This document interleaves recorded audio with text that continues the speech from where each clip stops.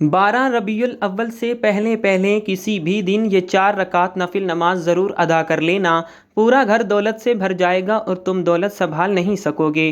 بسم اللہ الرحمن الرحیم۔ ربیع الاول کا مہینہ ہماری تاریخ میں ایک بے مثال مقام رکھتا ہے۔ اس مہینے میں اللہ تعالیٰ نے انسانیت کو اپنی سب سے بڑی نعمت عطا فرمائی، وہ نعمت جس کے بارے میں قرآن کہتا ہے وَمَا أَرْسَلْنَاكَ إِلَّا رَحْمَةً لِّلْعَالَمِينَ، یعنی ہم نے آپ کو نہیں بھیجا مگر تمام جہانوں کے لیے رحمت بنا کر۔ یہی وہ رحمت مجسم حضرت محمد صلی اللہ علیہ وآلہ وسلم ہیں، جن کی آمد سے کائنات کی تقدیر بدلی، دلوں میں نور اترا اور ظلم و جہالت کی سیاہ رات چھٹ گئی۔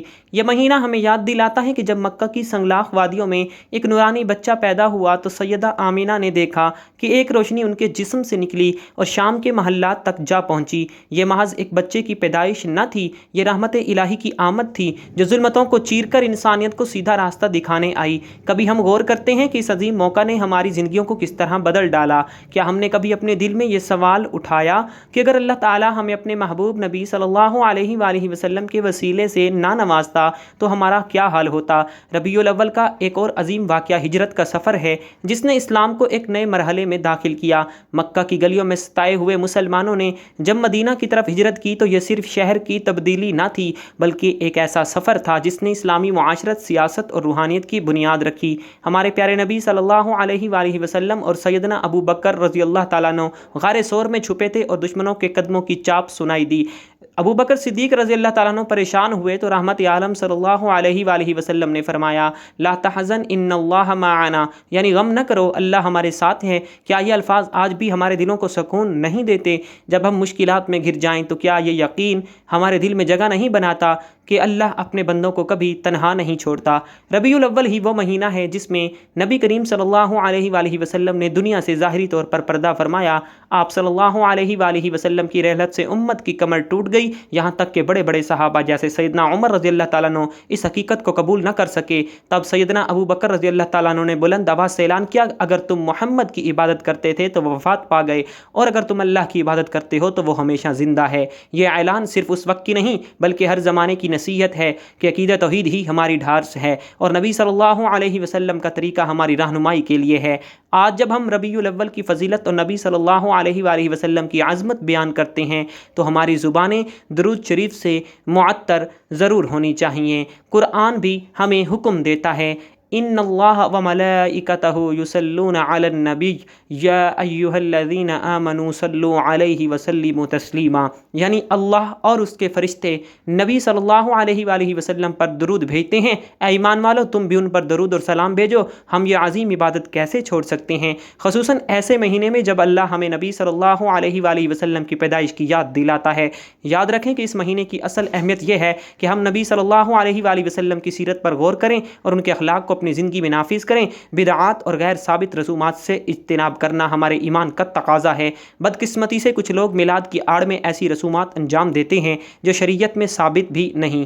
ضرور ہے کہ ہم اپنے اہل و عیال کو ان چیزوں سے ضرور بچائیں اور انہیں صحیح طریقے سے نبی صلی اللہ علیہ وسلم سے محبت سکھائیں۔ اس مہینے کی برکتیں اپنی جگہ، لیکن حقیقت یہ ہے کہ اللہ ہمارے دلوں کی کیفیت اور نیتوں کو دیکھتا ہے۔ ایک حدیث میں آتا ہے کہ اللہ تعالیٰ فرماتا ہے میں بندے کے گمان کے مطابق ہوں، اگر وہ میرے بارے میں اچھا گمان رکھے گا تو اسے ویسا ہی پائے گا۔ جب ہم ربیع الاول میں نیک اعمال کرتے ہیں، درود پڑھتے ہیں، صدقہ کرتے ہیں، والدین اور رشتہ داروں سے حسن سلوک کرتے ہیں تو یہ سب سیرت نبوی صلی اللہ علیہ وآلہ وسلم کی پیروی ہے۔ کیا ہمارے دلوں میں یہ خیال نہیں آتا کہ ہم اپنی روزمرہ زندگی میں نبی صلی اللہ علیہ وآلہ وسلم کے اخلاق کو اپنائیں؟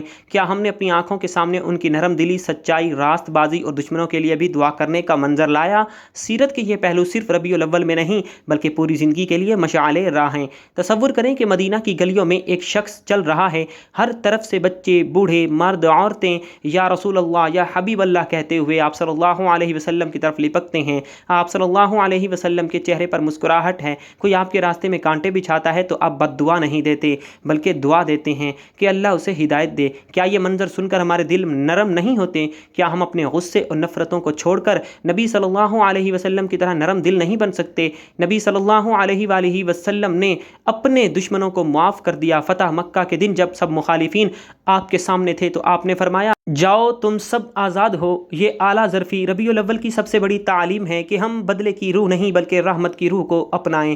یہ بھی یاد رکھیں کہ ربیع الاول میں اللہ تعالیٰ ہماری دعاؤں کو ضرور سنتا ہے، لیکن دعاؤں کی قبولیت کے لیے نہ کوئی تاریخ شرط ہے نہ کوئی خاص وقت۔ ہاں، تہجد اور نماز کے بعد دعاؤں میں زیادہ لذت آتی ہے۔ کسی بزرگ نے فرمایا، جب ساری مخلوق سو رہی ہوتی ہے تو اللہ تعالیٰ کہتا ہے کہ کون ہے جو مجھ سے مانگے اور میں اسے عطا نہ کروں۔ ربیع الاول کی اصل روح یہ ہے کہ ہم اللہ کے رسول صلی اللہ علیہ وآلہ وسلم کے پیغام کو سمجھیں، ان کی سنت کو زندہ کریں، بدعات سے بچیں اور اپنے دلوں کو نور ایمان سے منور کریں۔ جب ہم ان اصولوں کو اپنائیں گے تو ہم نہ صرف اس مہینے کو بلکہ پوری زندگی کو نبی صلی اللہ علیہ وآلہ وسلم کی رضا کے مطابق گزاریں گے۔ ناظرین، نفل نماز وہ محبت بھرا رابطہ ہے جس کے ذریعے بندہ اپنے رب کے قریب ہوتا ہے۔ جب ہم اللہ تعالیٰ کے مقرر کردہ فرائض ادا کرتے ہیں تو ہم اپنا فرض ادا کرتے ہیں، مگر جب ہم اضافی عبادات کرتے ہیں تو ہم گویا اللہ کے حضور اپنی محبت کا اظہار کرتے ہیں۔ ایک حدیث قدسی میں اللہ تعالیٰ فرماتا ہے، میرا بندہ نفلی عبادات کے ذریعے میرے قریب رہتا ہے یہاں تک کہ میں اسے محبوب رکھتا ہوں، اور جب میں اسے محبوب رکھتا ہوں تو میں اس کا کان بن جاتا ہوں جس سے وہ سنتا ہے، آنکھ بن جاتا ہوں جس سے وہ دیکھتا ہے، ہاتھ بن جاتا ہوں جس سے وہ پکڑتا ہے، اور پاؤں بن جاتا ہوں جس سے وہ چلتا ہے۔ اگر وہ مجھ سے مانگتا ہے تو میں اسے عطا کرتا ہوں، اگر وہ پناہ مانگتا ہے تو میں اسے پناہ دیتا ہوں۔ یہ حدیث ہمیں بتاتی ہے کہ نفل عبادات صرف اضافی ثواب نہیں بلکہ اللہ کی محبت اور قرب کا ذریعہ ہیں۔ کیا ہم نے کبھی سوچا کہ ہم رات کی خاموشی میں یا دن کے پرسکون لمحوں میں نماز پڑھ کر اپنے رب کو کتنا خوش کر سکتے ہیں؟ کیا ہم نے کبھی اپنے دل میں یہ خواہش محسوس کی کہ اللہ ہمیں اپنا دوست بنا لے؟ نوافل کی اہمیت کو سمجھنے کے لیے ہمیں نبی کریم صلی اللہ علیہ وآلہ وسلم کی زندگی سے مثالیں ملتی ہیں۔ آپ صلی اللہ علیہ وآلہ وسلم تہجد کے وقت اٹھتے، طویل قیام کرتے، حتیٰ کہ آپ کے پاؤں مبارک میں ورم آ جاتا۔ جب پوچھا گیا کہ آپ صلی اللہ علیہ وآلہ وسلم یہ سب کیوں کرتے ہیں جبکہ اللہ نے آپ کے تمام گزشتہ اور آئندہ گناہ معاف کر دیے، تو آپ صلی اللہ علیہ وآلہ وسلم نے فرمایا، افلا اکون عبد الشکور، یعنی کیا میں اللہ کا شکر گزار بندہ نہ بنوں؟ اس واقعے میں ہمارے لیے سبق ہے کہ نفل عبادات شکر گزاری کا بہترین اظہار ہیں۔ ہم اگر چاہتے ہیں کہ اللہ ہماری دعائیں قبول کرے تو ہمیں اس کی دی ہوئی نعمتوں کا شکر ادا کرنا ہوگا، اور شکر ادا کرنے کا بہترین طریقہ نماز اور نفل عبادات ہیں۔ جب ہم نفل نماز ادا کرتے ہیں تو ہم دراصل اپنے رب سے راز و نیاز کرتے ہیں۔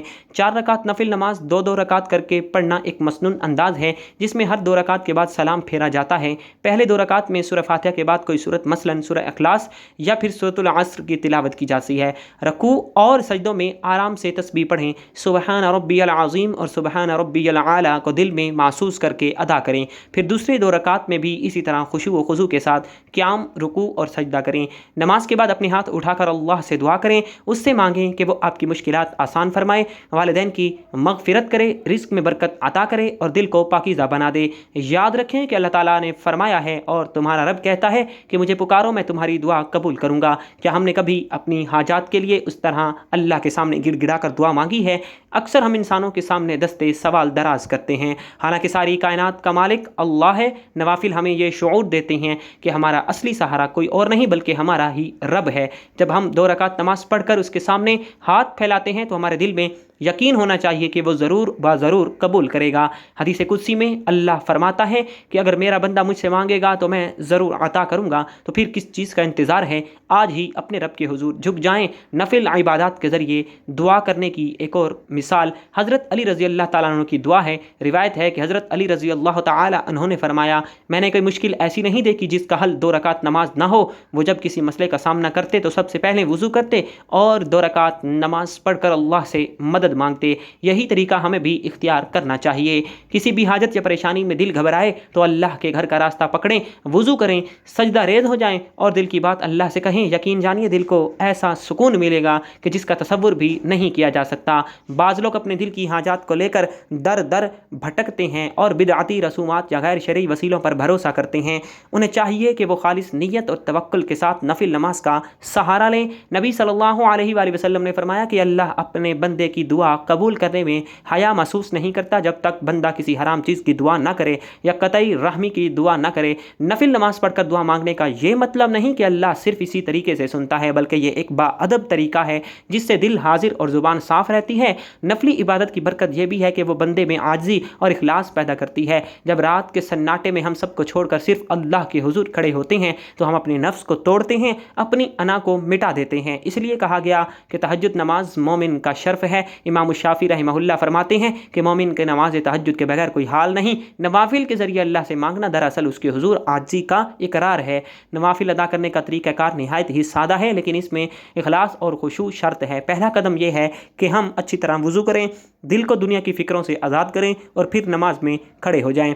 نیت دل میں کریں کہ میں اللہ کی رضا کے لیے 2 رکعت نماز پڑھ رہا ہوں۔ تکبیر تحریمہ کہتے ہوئے پورے دل سے اللہ اکبر کہیے۔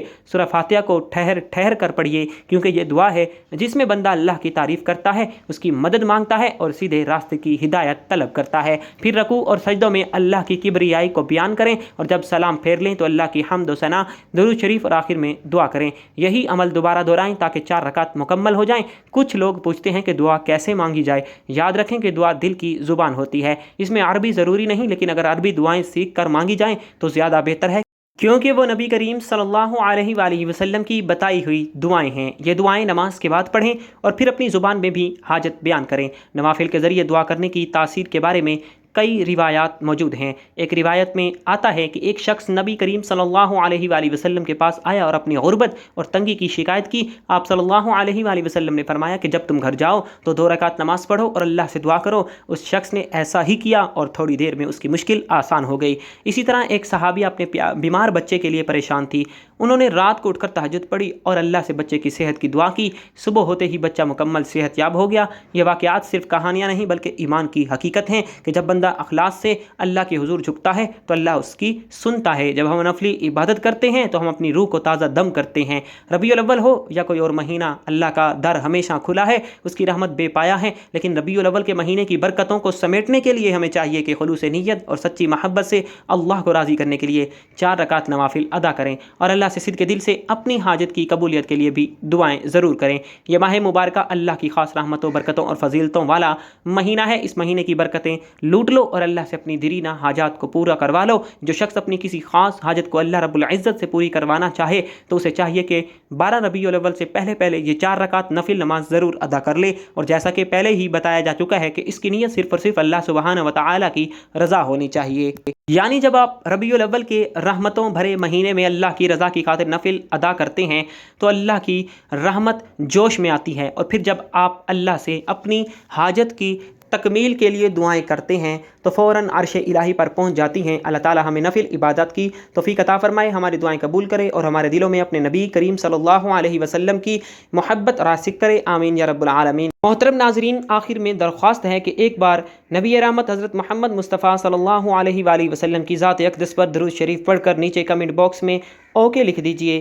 آج کی اس معلوماتی ویڈیو کو لائک اور شیئر کر دیجئے اور میرے اسلامی و اصلاحی چینل کو سبسکرائب ضرور کر دیجئے۔ جزاک اللہ خیرا کثیرا۔ اللہ ہم سب کا حامی و ناصر ہو، آمین ثم آمین یا رب العالمین۔